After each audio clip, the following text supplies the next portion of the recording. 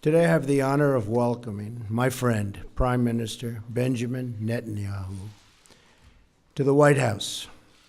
With this visit, the United States again reaffirms our unbreakable bond with our cherished ally, Israel.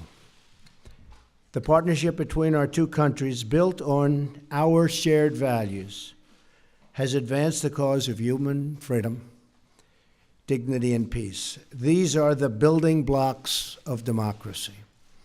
The State of Israel is a symbol to the world of resilience in the face of oppression. You can think of no other state that's gone through what they've gone, and of survival in the face of genocide. We will never forget what the Jewish people have endured. Your perseverance in the face of hostility, your open democracy in the face of violence, and your success in the face of tall odds is truly inspirational. The security challenges faced by Israel are enormous, including the threat of Iran's nuclear ambitions, which I've talked a lot about. One of the worst deals I've ever seen is the Iran deal. My administration has already imposed new sanctions on Iran, and I will do more to prevent Iran from ever developing, ever, a nuclear weapon. Our security assistance to Israel is currently at an all-time high, ensuring that Israel has the ability to defend itself from threats, of which there are, unfortunately, many. Both of our countries will continue and grow. We have a long history of cooperation in the fight against terrorism and the fight against those who do not value human life. America and Israel are two nations that cherish the value of all human life. This is one more reason why we reject unfair and one-sided actions against Israel at the United Nations, which has treated Israel, in my opinion, very, very unfairly, or other international forums, as well as boycotts that target Israel. Our administration is committed to working with Israel and our common allies in the region towards greater security and stability. That includes working toward a peace agreement between Israel and the Palestinians. The United States will encourage a peace and really a great peace deal. We'll be working on it very, very diligently. Very important to me also, something we want to do. But it is the parties themselves who must directly negotiate such an agreement. We'll be beside them. We'll be working with them. As with any successful negotiation, both sides will have to make compromises. You know that, right? Both sides.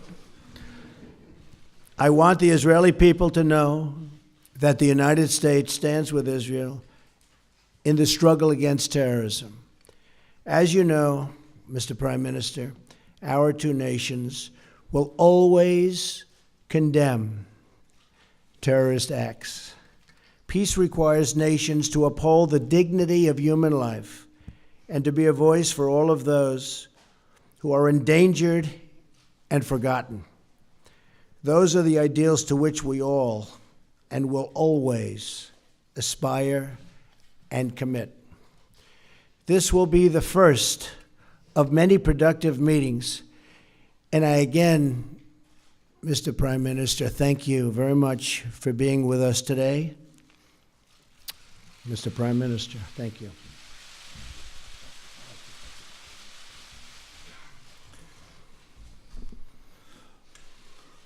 President Trump, thank you for the truly warm hospitality you and Melania have shown me, my wife Sarah, our entire delegation. I deeply value your friendship. To me, to the State of Israel, it was so clearly evident in the words you just spoke. Israel has no better ally than the United States. And I want to assure you, the United States has no better ally than Israel. Our alliance has been remarkably strong, but under your leadership, I'm confident it will get even stronger.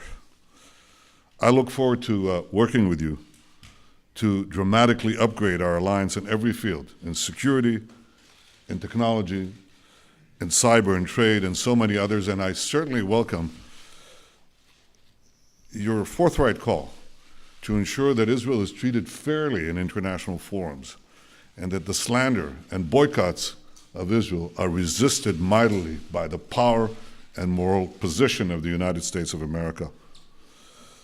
As you have said, our alliance is based on a deep bond of common values and common interests. And increasingly, those values and interests are under attack by one malevolent force: radical Islamic terror. Mr. President, you've shown great clarity and courage in confronting this challenge head-on.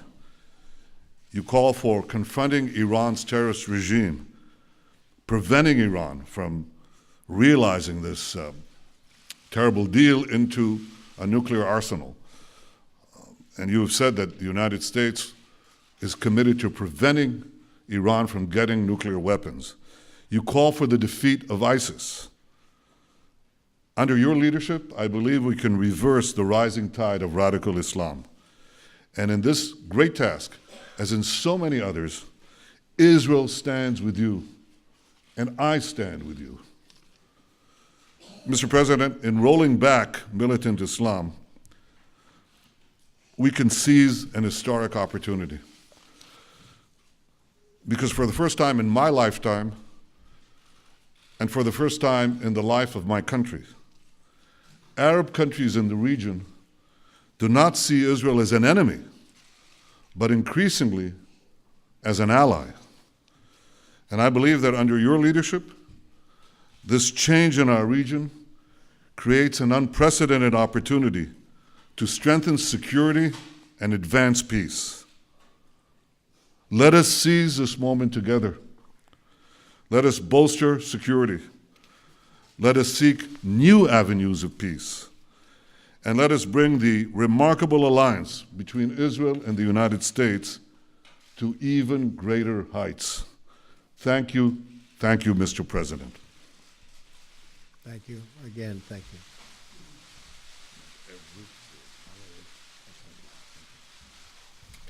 We'll take a couple of questions. David Brody, that's Christian Broadcasting. David? Thank you, Mr. President, Mr. Prime Minister. Both of you have criticized the Iran nuclear deal and at times even called for its repeal. I'm wondering if you're concerned at all as it relates to not just the National Security Advisor, Michael Flynn, who is recently no longer here, but also some of those events that have been going on with communication in Russia, if that is going to hamper this deal at all and whether or not it would keep Iran from becoming a nuclear state. And secondly, on the settlement issue, are you both on the same page? How do you exactly term that as it relates to the settlement issue? Thank you. Michael Flynn, General Flynn, is a wonderful man. I think he's been treated very, very unfairly by the media, as I call it, the fake media in many cases. And I think it's really a sad thing that he was treated so badly. I think in addition to that, from intelligence, papers are being leaked, things are being leaked. It's criminal action, criminal act. And it's been going on for a long time, before me, but now it's really going on. And people are trying to cover up for a terrible loss that the Democrats had under Hillary Clinton. I think it's very, very unfair what's happened to General Flynn, the way he was treated, and the documents and papers that were illegally, I stress that, illegally leaked. Very, very unfair. As far as settlements, I'd like to see you hold back on settlements for a little bit. We'll work something out, but I would like to see a deal be made. I think a deal will be made. I know that every president would like to. Most of them have not started till late because they never thought it was possible. And it wasn't possible because they didn't do it. But Bibi and I have known each other a long time. A smart man, great negotiator, and I think we're going to make a deal. It might be a bigger and better deal than people in this room even understand. That's a possibility. So let's see what we do. Let's try it. Doesn't sound too optimistic, but that's he's a good negotiator. It's the art of the deal. I also want to thank. I also want to thank Sarah. Could you please stand up? You're so lovely, and you've been so nice to Melania. I appreciate it very much.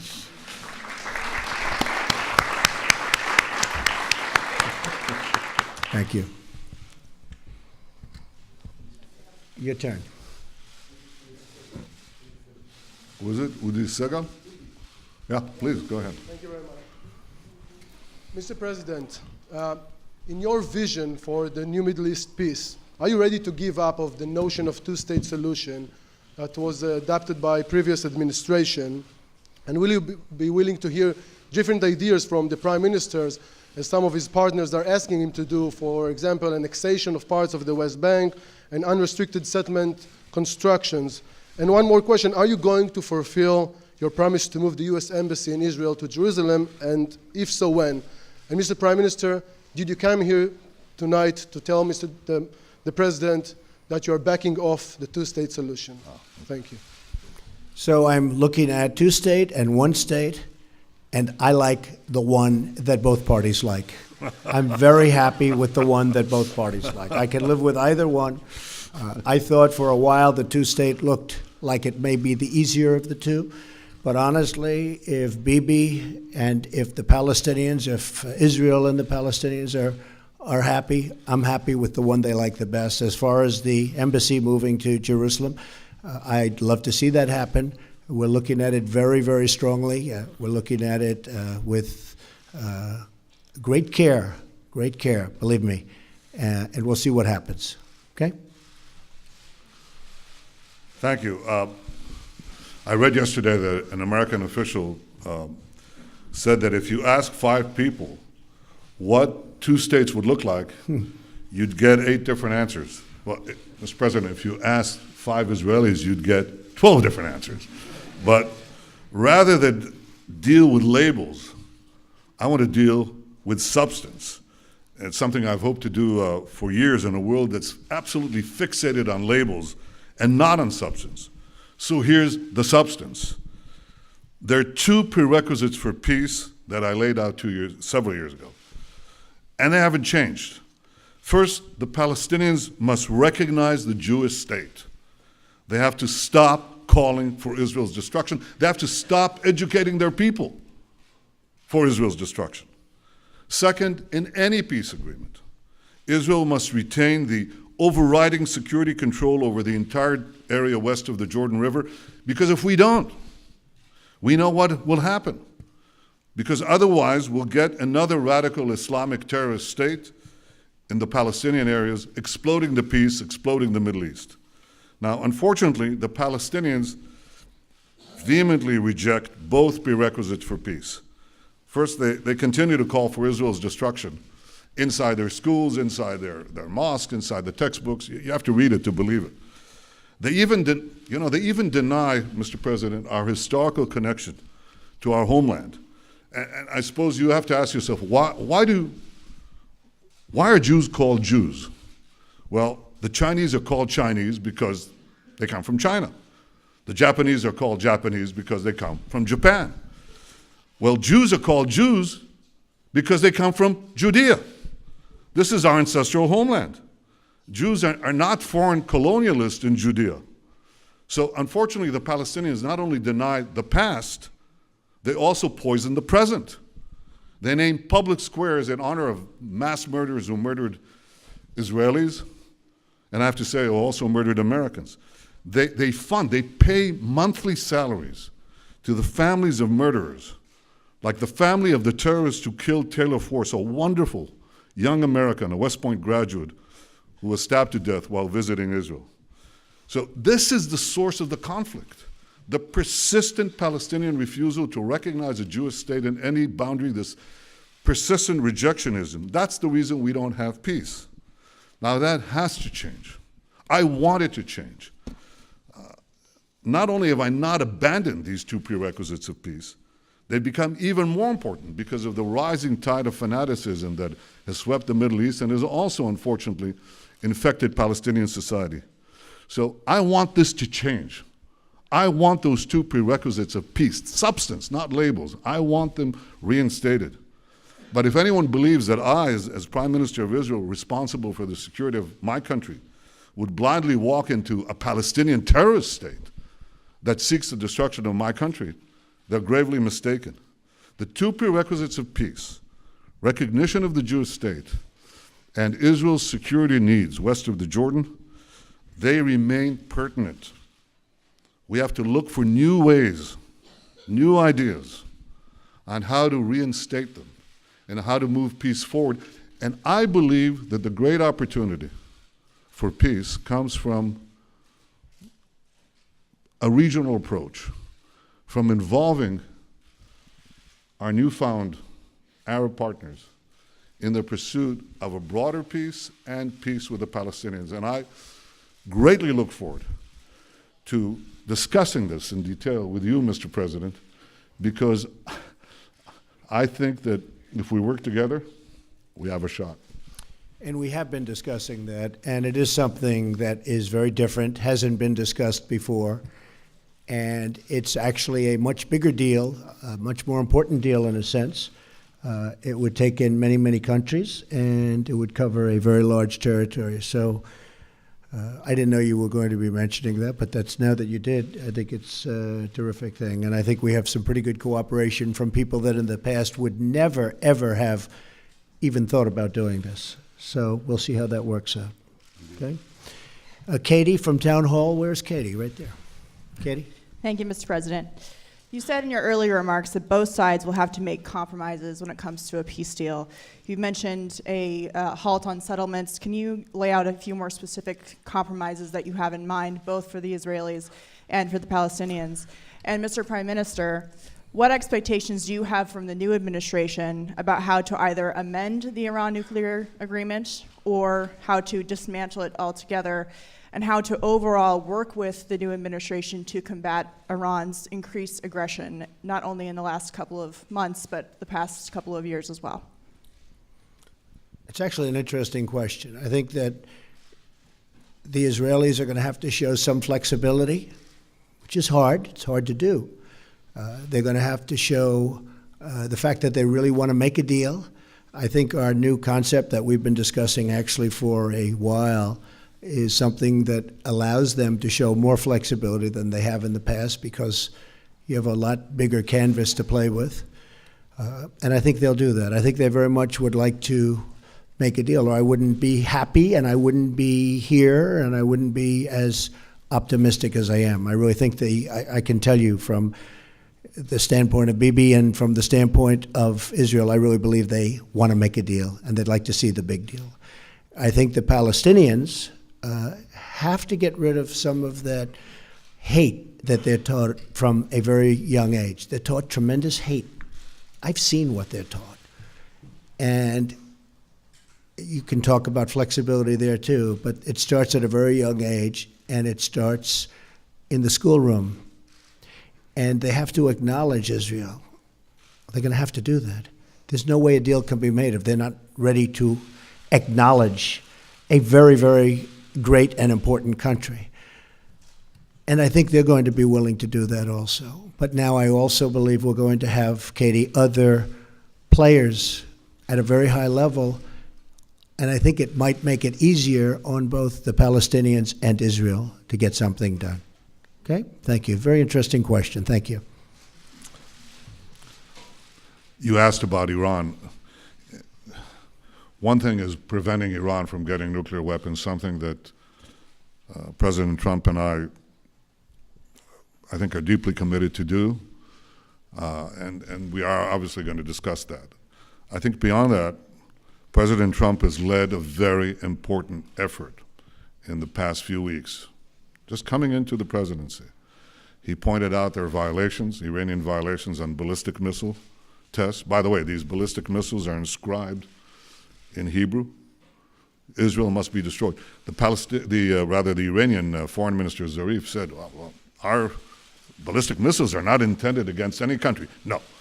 They write on the missile in Hebrew, Israel must be destroyed. So challenging Iran on its violations of ballistic missiles, imposing sanctions on Hezbollah, preventing them, making them pay for the terrorism that they foment throughout the Middle East and beyond, well beyond.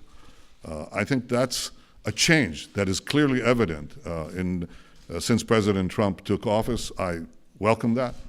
I think it's, let me say this very openly, I think it's long overdue. And I think that if we work together, and not just the United States and Israel, but so many others in the region who see eye to eye on the great magnitude and danger of the Iranian threat, then I think we can roll back Iran's aggression and danger. And that's something that is important for Israel, the Arab states, but I think it's vitally important for America. These guys are developing ICBMs. They want to get to a nuclear arsenal, not a bomb, 100 bombs.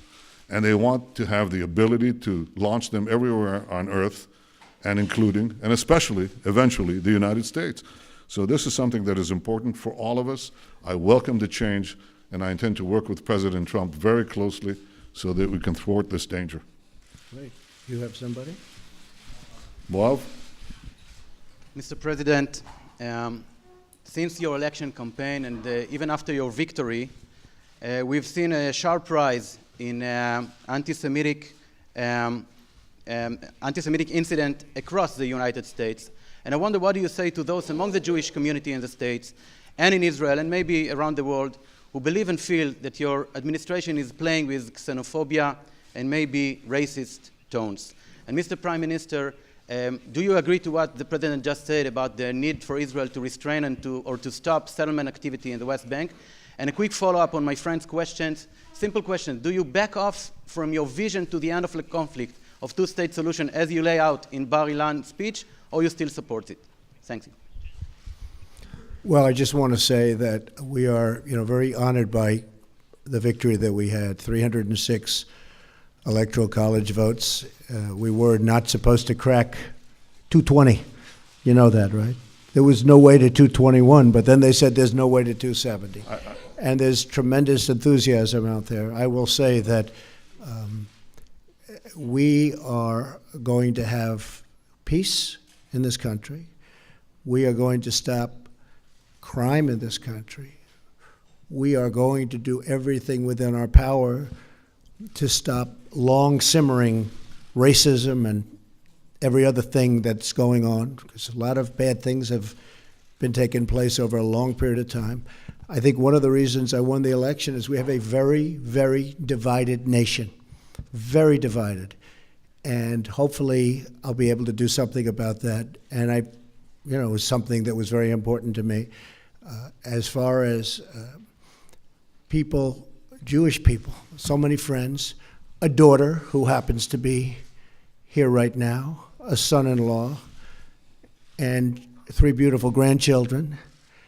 I think that you're going to see a lot different United States of America over the next 3, 4, or 8 years.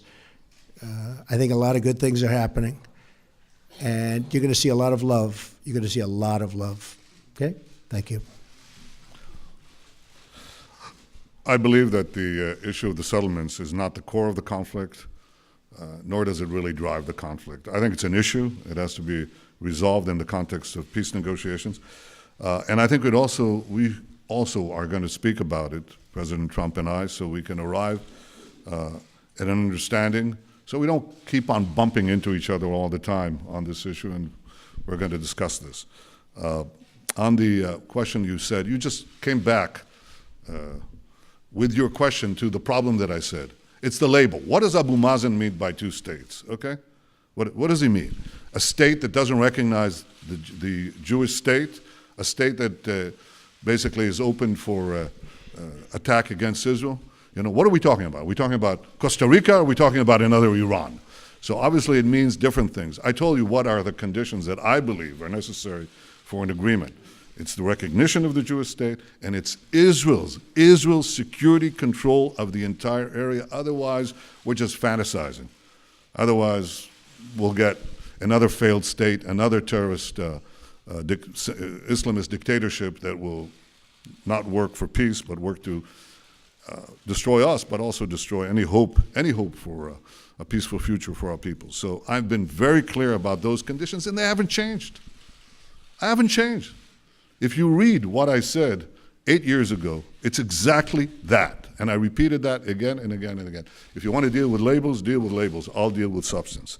And finally, if I can respond to something that I know from personal experience. I've known President Trump for many years. And to allude to him, or to his people, his team, some of whom I've known for many years too. Can I reveal, Jared, how long we've known you? Well, he was never small. He was always big. He was always tall. But I've known the president, and I've known his family and his team for a long time. And there is no greater supporter of the Jewish people and the Jewish state than President Donald Trump. I think we should put that to rest. Thank you very much. Very nice. I appreciate that very much.